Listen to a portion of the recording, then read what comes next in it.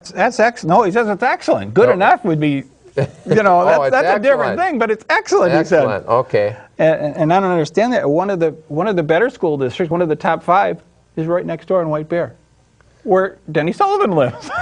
Oh, so his kids would go to White Bear schools. Yeah, and their ranking is they're in the top 25%. There you go. Okay.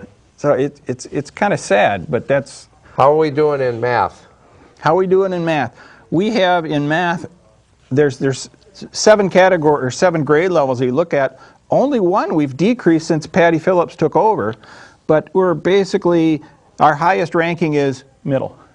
19 out of 39. That's our highest ranking. In math. Yeah. You know, you mentioned the superintendent, Patty Phillips. I see now that her wage package, I think, was $600 a month for car allowance. I think she's up to, what did her 175. 175. Plus her bonus. Plus her bonus. So now the bonus isn't even based on any performance. It's just if you show up, we're going to give you this bonus. So 175,000 plus bonus, and that's this year. Next year it's 179,000 plus bonus if you show up, and that doesn't include her benefits. Excuse me, we didn't get any water out here tonight. You know, one of the things about benefits that caught my eye, they're able to accumulate sick days to 120 sick days. So if Patty were to walk off the job today, we'd have to pay her for 120 sick days, which is $82,000. Well, but the other thing is that's the normal employee. What I read. Well, the normal employees get that too, and if you figure it out. Patty Phillips doesn't have that restriction. Yes, she gets 120 days. According to the according to the paper, she gets paid for all her sick days. That was in. You know, I'm not saying the paper's right, but when I read it, was that plus her a little over 5 weeks of vacation. How many people out there get $180,000, $600 a month car allowance? When you go, you get that little parachute to help you float down gently when you move to your next position. And so, then we're not talking about her benefit package. Remember, the rule of thumb is your benefit package is 1/3 of your wage package. So your benefit package, if you're 180,000, you have almost $60,000 in benefits. So what she really costs the district is $240,000 a year for the superintendent. The school district is a quarter of the size of St. Paul schools, probably about a fifth or a sixth the size of the Minneapolis school. So it's not a bad gig. Well, if you take that sick days, just that sick days thing out of the contract of all the teachers, if all the teachers have this 120 days, and we took that out, we would save over $26 million, enough to pay for our 350 retired people. Let's take a phone call. They said we have a phone call. Caller? Yeah, Bob. Question or comment? I got a comment for Mr. Bennett. The other evening, a couple of weeks ago, he's on Diane's show, and he was telling me that the upper echelon is supported by another division, either federal or state.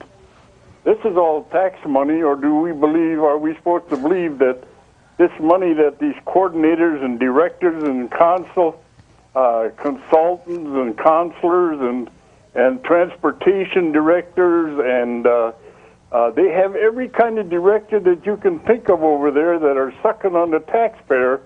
Does he think that this money comes from Santa Claus? Well, if you talk to the administrators, that's the impression you get, because the first thing they say is, but it doesn't cost us anything out of the general fund. It's coming from the state or it's coming from the feds. Yeah, and it's but it's all tax dollars. I pay those too. Yeah. It's all tax dollars. I don't care how you figured it. It's all tax dollars. You're right, caller. When we had, Bob, remember we had that survey when they had that levy in 2002? We had them 43 people sitting over there that are not even connected with the children. They're in another branch, sitting in another building, and those 43 people were collecting $5 million a year. Remember that, Bob? I do. In '02? You're right, caller. That's right. And then they come back and they say, you know one thing, Bob, that you don't know? You don't get it. You paid union dues for probably 30 years. What does your health insurance cost you a year? $20,000. Okay, they get that for nothing. When they retire, they get that for nothing, Bob.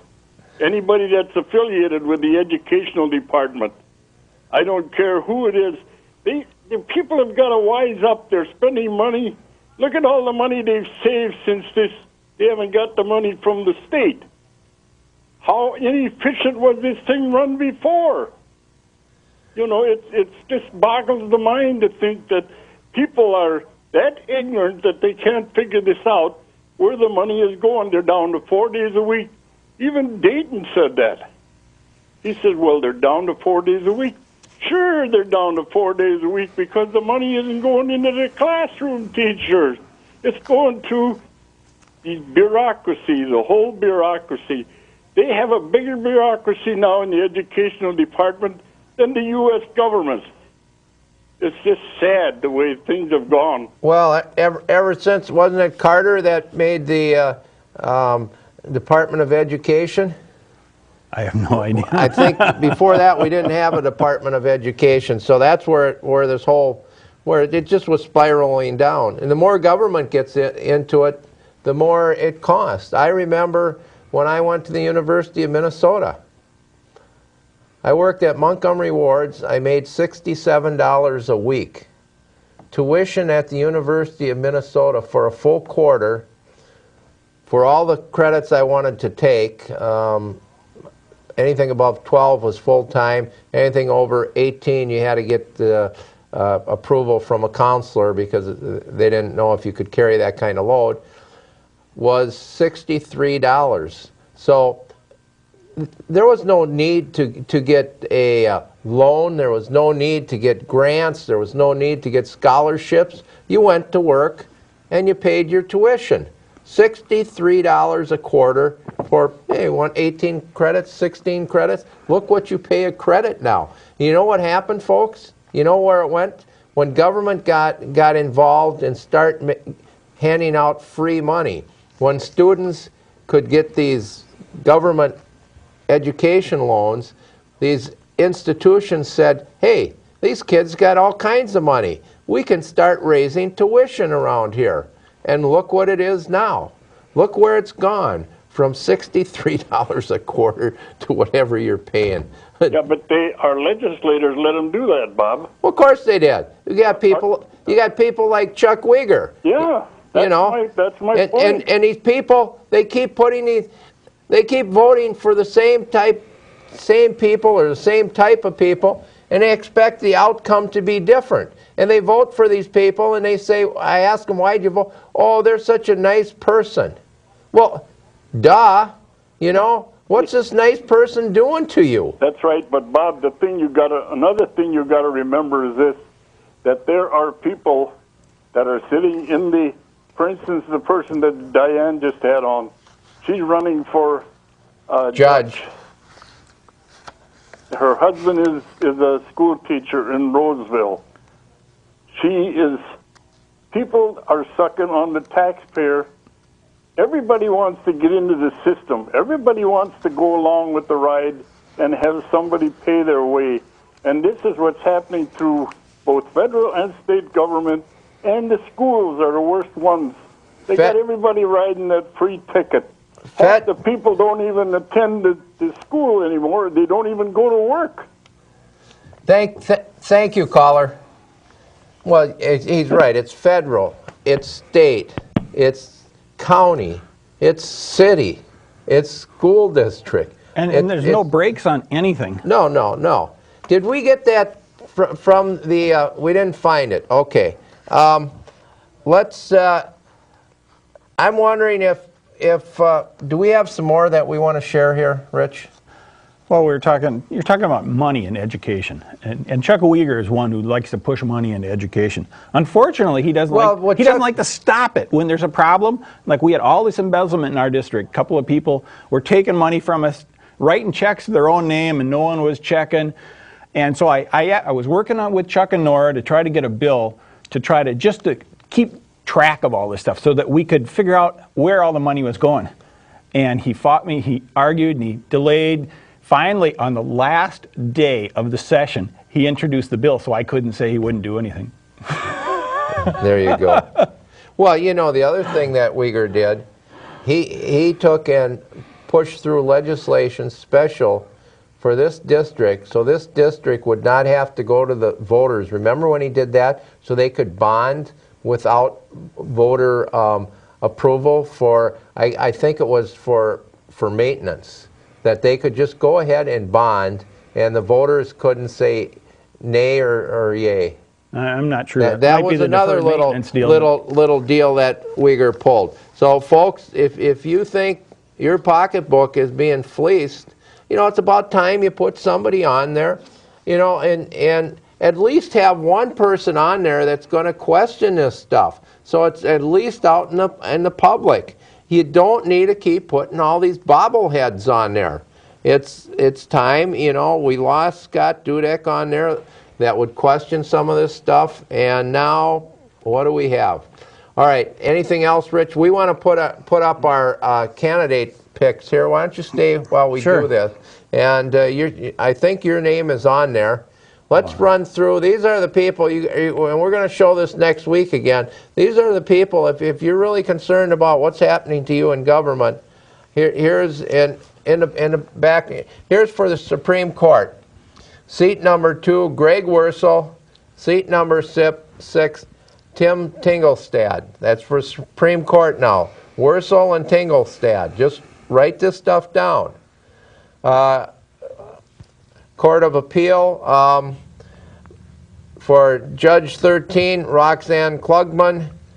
Judge 14, Dan Griffiths.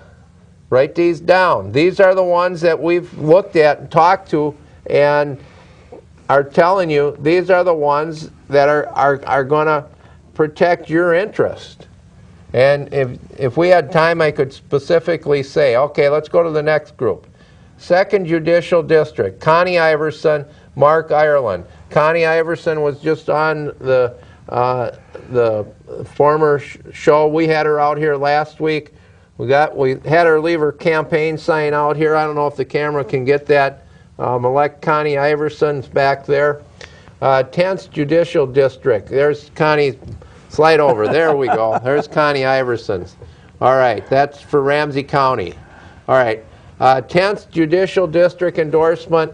We had Chris Penwell on here last, and John Dean. That 10th Judicial District goes from Anoka down, wraps around to Washington County, and down there. It's a huge district. So if you're in that area, Chris Penwell, John Dean. All right, let's go to the next one. Governor. Well, you see the word discussion there? You know, I have a real hard time with this one. Why do I say that? Well, of course, Mark Dayton is out. I have his card here. You know, it was all this feel-good stuff. I'll bring it in next week. They couldn't find it. You know, more of this hope and change stuff. Nothing specific, other than he's going to raise your taxes. Tom Horner, why would somebody vote for Tom Horner? He's a little better than Dayton, but not a whole lot. Well, by voting for him, he's a statewide race. It would keep the third party as a major party. So Tom Horner, if you vote for him, that's a good reason. Governor Tom Emmer, you know, he wasn't my guy in the primary. Push comes to shove, I guess he's the guy to go with, but reservations. All right, Attorney General. Wait, we got to go back. Go back one. Can we go back?